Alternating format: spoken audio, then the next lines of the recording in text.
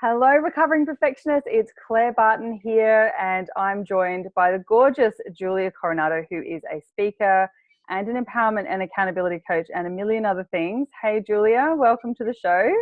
Hello, how are I'm you? great. Wonderful to have you all the way from the US, feeling very international today. So thank you for joining us. Julia, I have come across you only very recently, and I absolutely love your message and your brand and your energy. So I'm going to hand over to you to tell us a little bit about you, a quick sneak peek into what you do and who you are and what your last little bit of the journey's been and all of that sort of thing before we get stuck into having a bit of a chat about all things recovering perfectionist and how that can affect your relationship with other people, your relationship with yourself, and obviously open up some doors to the business world and that sort of thing, because your journey sounds like it's encompassed all of those things, and I can't wait to chat about all of that. But tell us a bit about who you are and all of that sort of thing before we get stuck into it.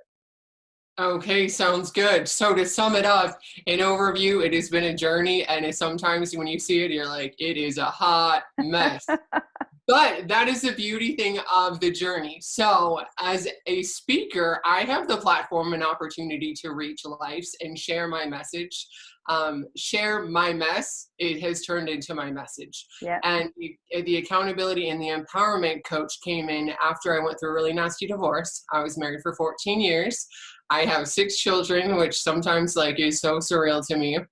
And during that struggle, there were some really dark days where as a woman, you know how you always expect the best of yourself, and you're like, I should have done this better, I should have done that better, and all of these things that came up.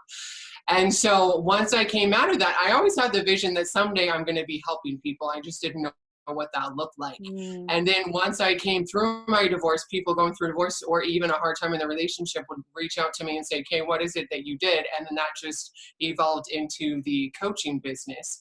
So I empower and I assist women who have decided that staying in the same cycle, doing the same thing they're doing is like the pain of being that is greater than any pain of changing. And just being open to the fact that I want something different. I don't feel like I'm in alignment. I feel stuck. I feel what can I do different, because I just don't feel like I'm me anymore.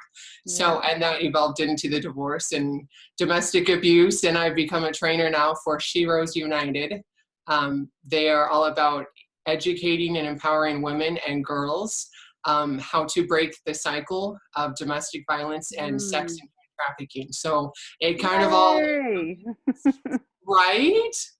It is so empowering though, that when you take a stand and you actually vocalize and you share your story, how you realize that at the end of it, we all have the same fears, and a lot of times we go through the same experiences. Yeah. Do you know, one of the funniest things, and I've talked about this quite a bit on the show before, one of the things that always really intrigued me was that when I started the podcast just over a year ago, late 2017, and I obviously called it The Recovering Perfectionist, and then I changed my Facebook group to be called The Recovering Perfectionists.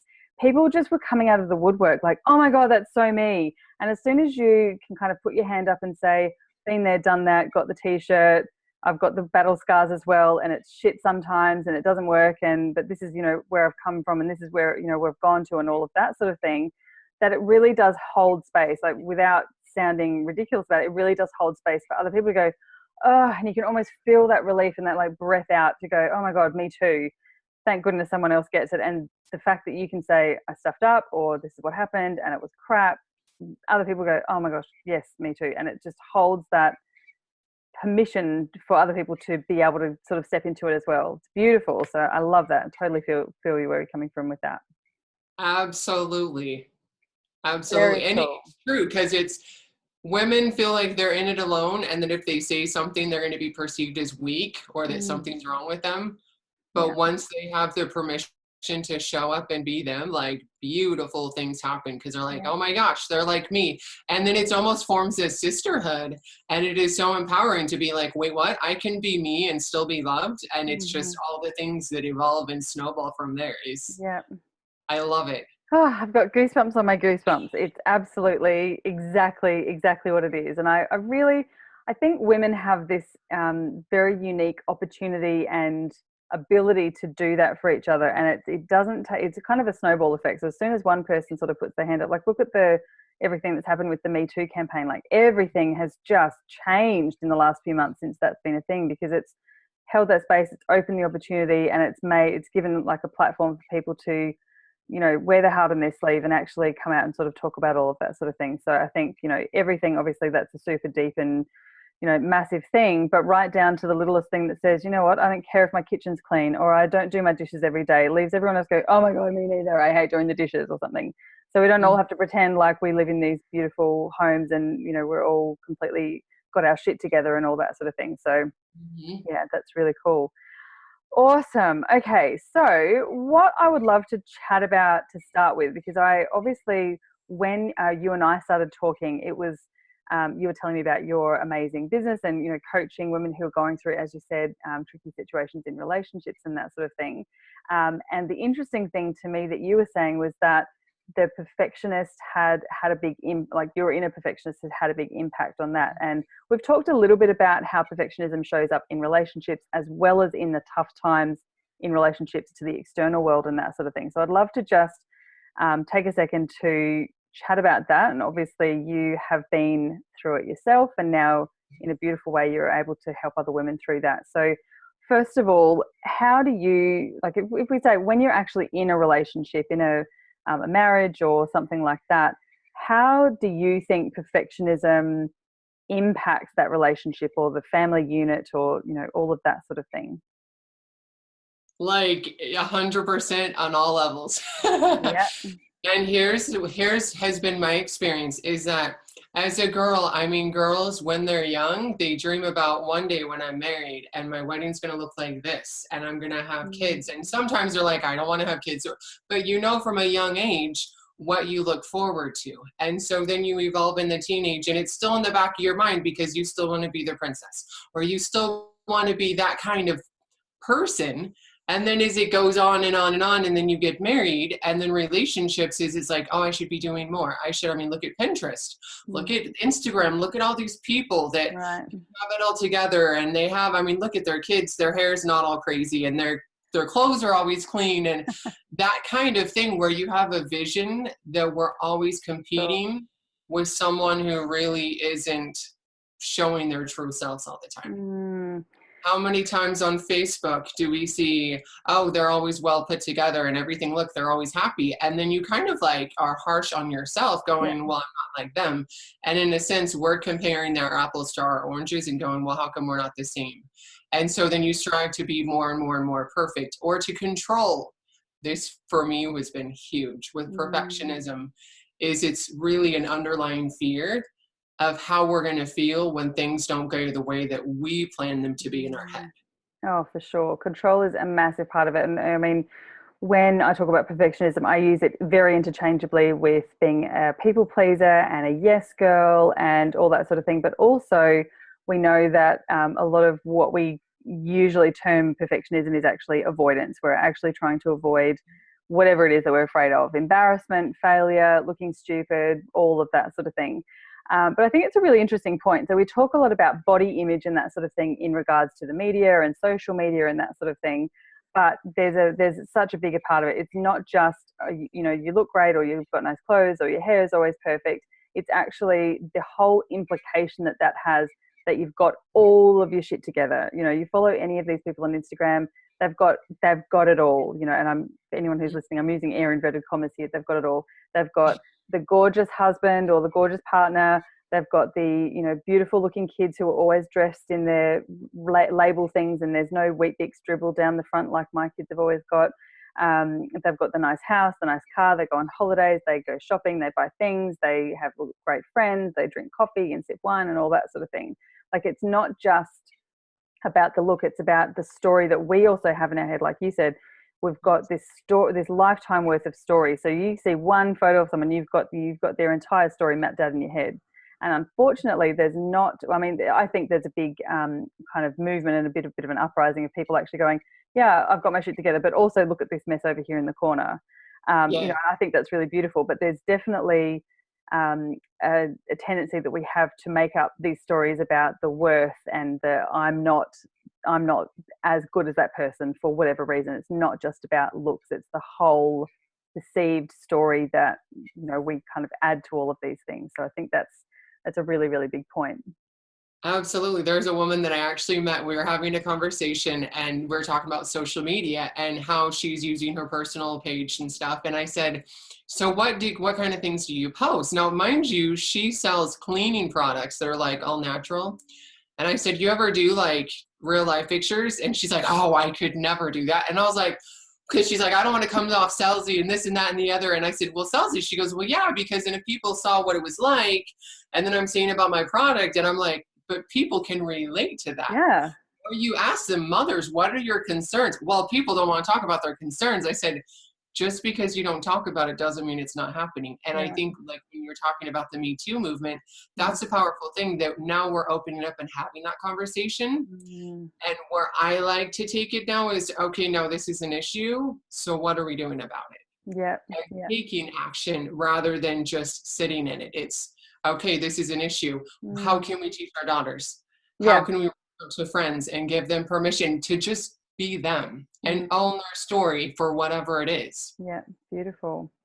Okay, so in terms of the perfectionism in relationships and that sort of thing, when you get into a relationship, or perhaps when things sort of start turning a bit sour and it's, it's either inevitable or it's looking like it's going to be over, all that sort of thing, how does perfectionism show up then? Like, is it a cover-up thing that you're sort of trying to just run around making everyone else happy and you forget to look after yourself? Is it about, telling everyone else, telling the world that it's okay? Or is it really about denying to yourself? Or is it a bit of all of those things for different people, do you think? I think it's a combination. So I've seen two of the really, really like prevalent ones are, one is maintaining a facade of like, oh, we totally got it together. And that for me was the hardest thing to do when things were going on before we had filed for a divorce. Because we had, by everyone else's standards, the perfect family, the kids that are well behaved, that some people are like, oh, your kids just came out that way. And it's like, really? I wish that was the case, but that's the perception that they had. And so it's, you're the perfect family, and so what's going on? And then it's, well, we're going to go to church together and we're still going to smile. And inside I'm like falling apart going, this isn't even me. Like, this is my family. But if you only knew what was going on. But back then I didn't have the strength to break in the moment because I didn't want to have to be asked all the questions. And I didn't have the strength to be like, you know what, this is just what it is. And I don't need to answer any questions. I am who I am. We're having our experience. I wasn't to that point yet, which I find that empowering now, helping women break that mold. The other thing is sometimes they hold on for too long, trying to make it perfect.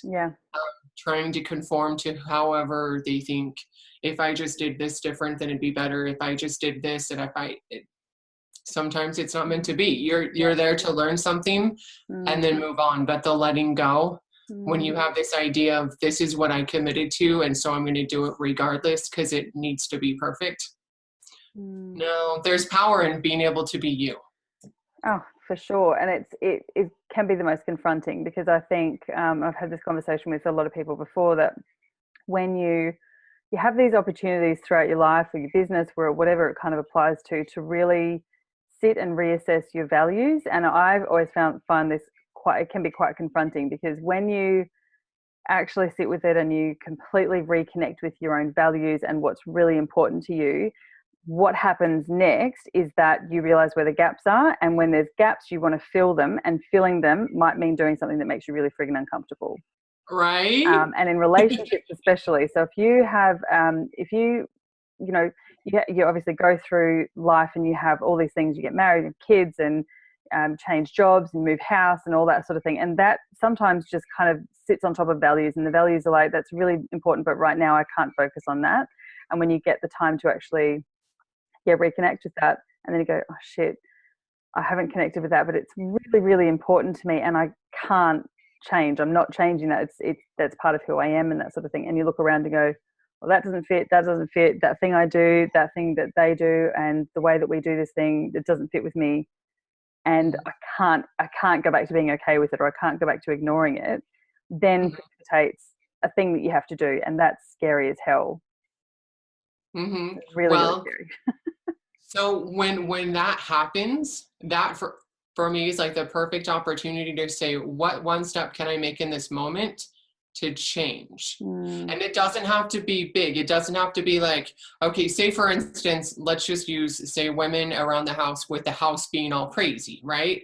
Because, perfectionists, it's like, oh, I see this and I have to do this. And this, you're so busy. It seems almost like putting out fires, trying to yeah. make everything perfect. Hmm. But it's learning to be like, okay, okay, if my core values, I want to be more present as a parent, I'm going to say, okay, kids, give me 10 minutes.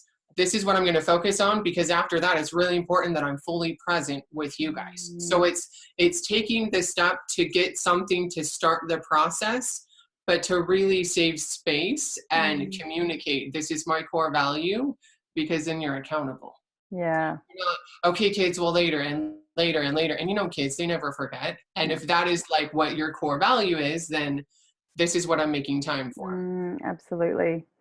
Yeah, it's such a big one, isn't it? And the presence, just funny that you brought that example up. I was just saying before we started recording that my son started school a few days ago, and so the weeks leading up to that was this super high charge, very emotional time for me, because like it's the end of an era, and I really was being so conscious about being even more present. I think I'm a fairly present parent most of the time. I definitely put my hand on my heart and say I don't get it right a lot of the time, but it's definitely a really important thing to me. And exactly like you said, actually following through on that. And that meant that I wasn't replying to emails, and I wasn't, on social media as much as I normally am. And I wasn't as connected to my tribe and my audience and that sort of thing. I haven't put a podcast out for quite a while, all that sort of thing. But I had to get okay with it. Like there's certain things that I'm really conscious about where I direct my inner perfectionist. I kind of talk about her like she's another person, and she's the girl who gets to clean the kitchen and she gets to make sure that the house looks all nice, but she doesn't get to come into my business anymore. She's not allowed to touch the computer, because that's when I go into complete meltdown, overwhelm, inaction, and nothing actually gets done. So my inner perfectionist is not allowed in the business. The door gets shut on my office. Not that I have an office, but that's kind of the rule. So she gets to do the other things. But then in terms of that energy, like getting to stick to some sort of commitment through things like accountability and communication and all of that sort of thing, exactly what you've said, to say to the kids, all right, this week we're going to do blah, blah, blah, blah. And they're all things that my business brain is going, we don't have time for that. We have to send a newsletter. I'm like, I've just said it out loud. My kids, if no one else is going to, my kids are going to keep me accountable because I told them I'd take them to the park or to the pool or something like that. So that accountability and speaking it out loud cements the commitment, doesn't it? Absolutely. And it puts that energy somewhere else, because then I go, well, my perfectionist is like, well, we've made a commitment now. We have to keep it, don't we? All right. So And sometimes kind of like putting that that's what energy it somewhere else. takes. Yeah. Absolutely. Yeah. It's Exactly. committing to something that you would otherwise avoid Yeah. or put off till later. It's just, okay, I'm committed. Yeah. We're doing it. Totally. Love it. Awesome. All right. So moving on to, I would like to kind of just go back a little bit to your story. So you went through a gross divorce and all of that sort of thing. Tell us, what are some of the, maybe a couple of the key things that you now teach and things that, so say if we saw our friends going through this, what can we do to help them, get over that perfectionist thing of having to cover it all up and make it look like it's all happy families when actually there's some really awful shit going on, and or if we are going through that ourselves, what are some of the things that we can do to actually be okay with moving through that with least amount of trauma to yourself and the people around you as possible to get over that sort of stuff? Mm-hmm. So a powerful thing is to ask, so tell me some highlights of your day. Don't ask how you're doing, because perfectionist mode is, oh, I'm doing really good. Mm-hmm. With a smile, the bigger the smile, the more convincing it is, right? And that applies for people actually going through it as well. It's, what were the highlights of my day today? So when you're in it, it's honestly, I relate it to like a snow globe where, you shake it and there's just stuff everywhere.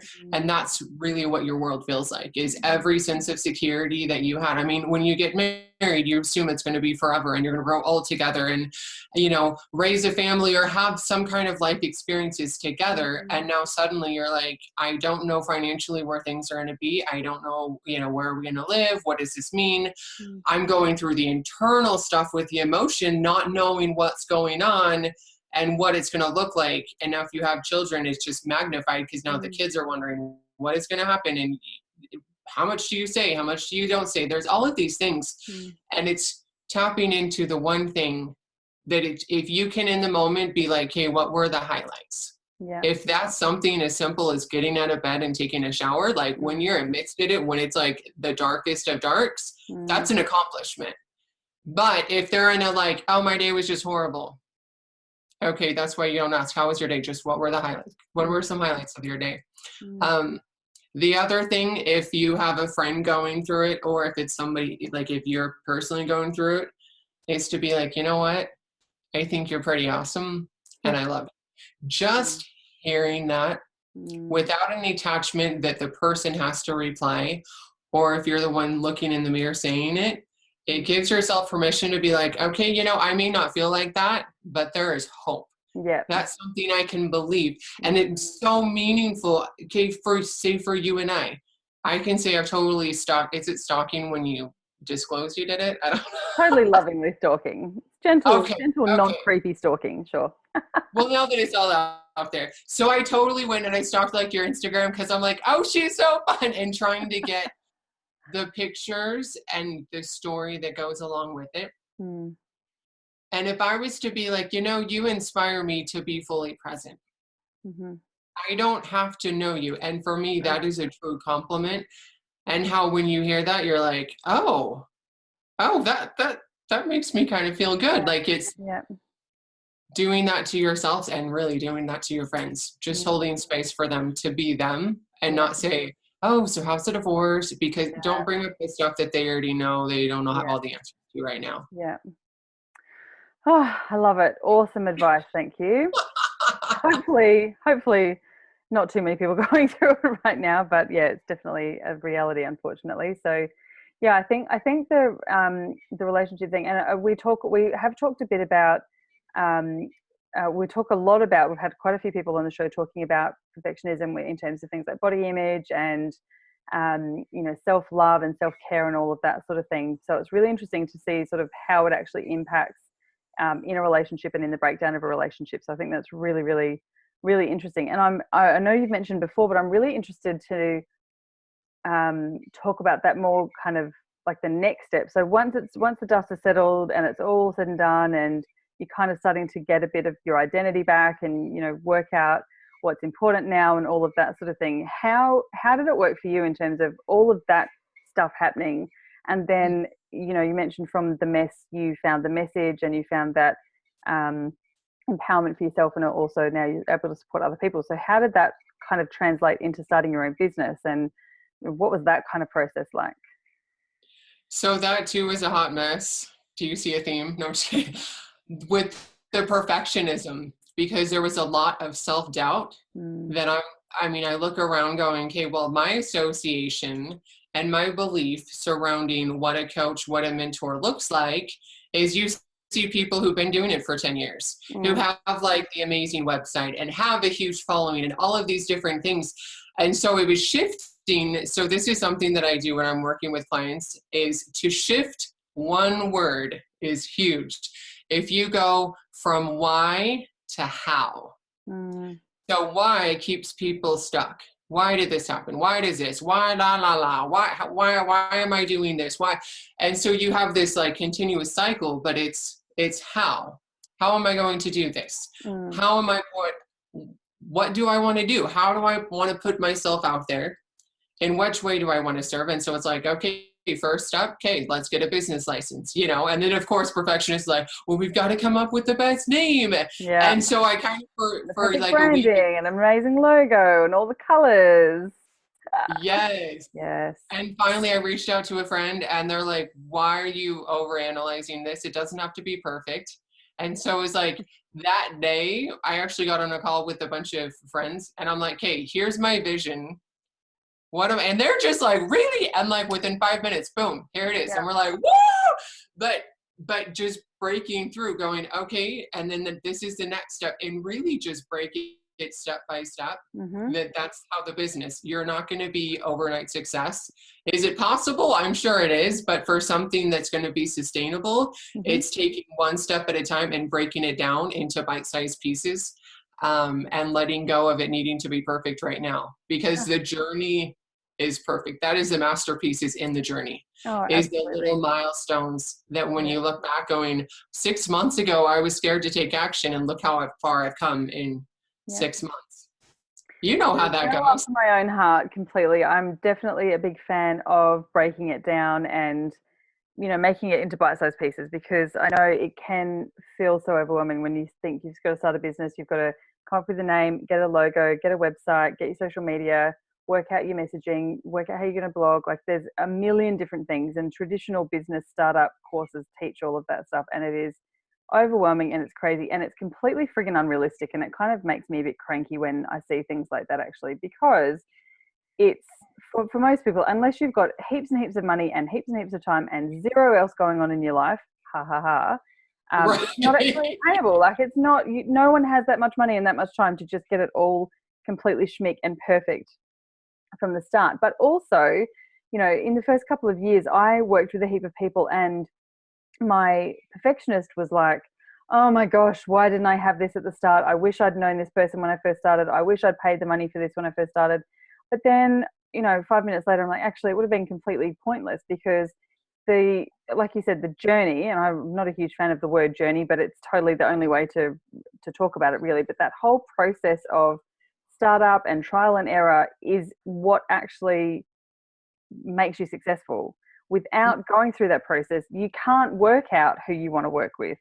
So, you know, working with someone to work out your perfect client avatar or something like that, there's no point doing it to start up with, because you haven't tried it out. Like, when I first started, I thought I wanted to work with women who were mums and hadn't yet started their business and had an idea and they wanted to start it up. And then I started working with a few people, and I still like working with those women, but I love working with women who are in slightly more established business, and they kind of gotten to the point where they've helped themselves as much as they can, and now they need a bit more support or whatever. But I didn't know that at the start. And if I'd gone and done, you know, spent millions on working out a specific funnel for those people, or specific services, or all of the core messaging, or, you know, I'd called myself the pre-startup coach or something like that, I would have wasted all that money, because I would have either felt like I had to pigeonhole myself and stay there when it wasn't actually what, you know, my zone of genius, or I would have left it and then I would have spent all that money for nothing anyway. So it's kind of like, which comes first, the chicken or the egg? It's kind of like you've just got to be brave enough to go, yeah, I'm good at this and this is what I'm going to start off with, and just follow your nose and see where it goes. Fail fast, learn the lesson, move on. Do some things really well, work out if you love to do it, keep doing it if you do, you know, and it's almost as simple as that. But bravery to actually, I say, like, just do that. It's totally easy. And I talk about hashtag trust the process, one of my favorites. And it's almost like an oxymoron, because I want to say just trust the process, but actually to trust the process, you have to do the process to trust the process. So, you know, it's kind of a thing. You've kind of got to go through it yourself to work out what your process is. Exactly. Is to trust yourself. Yeah, exactly. Because when we get in it, especially perfectionists, and of course everyone listening knows, we're waiting for it to be perfect, and sometimes we get so, it's almost like paralysis by analysis, because we're so like, well, what if this happens, and what if this happens? And it's just, sometimes you're not going to know. You still take action. Yeah. And you just say, well, there's two things that come up. One, you get to own that you're not perfect and be like, all right, sometimes I'm just going along as it is, and reaching out to people who may be able to minimize the trial and error along the way. Yep. But that would first mean take ownership that you're not perfect and be like, hey, here's my vision. Give me your insight. Yeah. The other thing is to say, you know what? I might change my mind along the way, and that's okay. And that's okay. Yeah, I give myself permission to change my mind. Absolutely. And there's power in that. Yep, absolutely. I love it. On and being like, you know, I changed my mind because I'm feeling more drawn to this. Yeah. And it's because we all evolve as people. We're not the same people we were even, a year ago, 5 years ago. Yeah. You're the same person, but you have totally evolved. And where you're going 10 years from now with your business may be completely different. I'm sure it will be. I'm completely positive it will be. And so tell me, just to wrap it up, how, like looking back on it retrospectively now, what, with the divorce and all of the yucky stuff, has obviously come this amazing, business of yours and the work that you do that's super important now. So how do you think the divorce impacted where you're at now in a positive way? Like looking at it, was it something that kind of always needed to happen so that you could step into this space, or was it like how just looking back on it, what's your kind of bird's eye view of everything? I am a firm believer that we are perfectly prepared for specific moments in our life. Mm. And had I not had that experience, I knew people who got divorced. My parents got divorced. So it would be easy to be like, oh, this is what it's like when you experience it when your parents do it. Or if you have a friend who did. But going through it, when women reach out to me and they say, you would not believe, and they sputter off, and I kind of know my head, and I'm like, yeah. And I said, it's hard. But you don't understand. And I was like, but I do. But I do. Had I not experienced that, I think it gives me, because I have experienced it, I have a different level of empathy for people, that I can hold space for them to have their own experience. But I also provide them a form of hope that someday it does get better, that they don't have to stay forever. Yeah. So it's like business. You keep going, and someday, like that big vision that you had, you're going to get there. Yeah, it might look slightly different, but it's exactly the same sort of I thing. know. Yeah, no, I know what you mean, and I think I'm kind of getting into the law of attraction and all of that sort of thing, and I think it just blows my mind every time. Exactly what you just said in terms of you're always ready for a specific moment, and I think when you're really kind of open to that you can start wondering, why is this happening, or you watch a movie sometimes and there's one part of the movie that's not even really part of the movie. It's like a throwaway line or something that someone said in the shops that for some reason has hit the point and it's just stayed with you, and there's a reason for that. You might not know what it is at the time, but you've kind of got to trust that that's happened for a reason, and like gather a little basket of all these little goodies that at some point is going to show itself about why it showed it to you, or why it was relevant at any sort of point in time. So I think that's really important, really, really cool message. Absolutely. And your basket analogy, I love that. I've actually done it in some of my speaking presentations, where I talk about how it's almost like you collect these little rocks and you're carrying them around.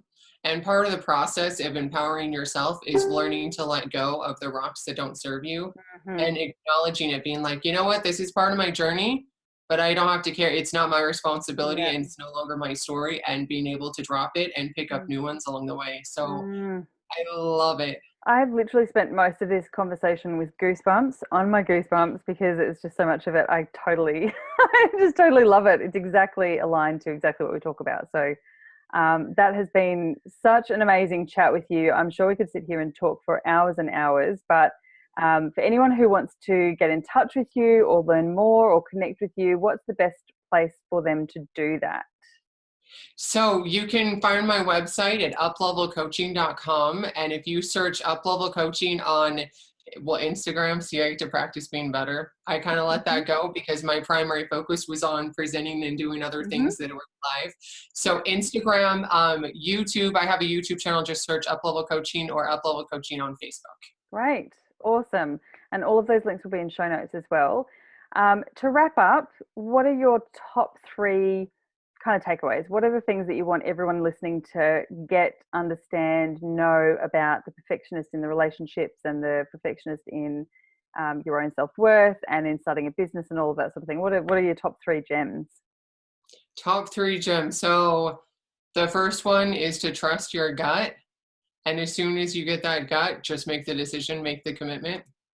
Because if we go, well, I kind of feel, and then, and then you start planning all the different scenarios, and then you try to weigh which one's going to be the best outcome and all that other this is my gut, boom, this is my action, and make that commitment.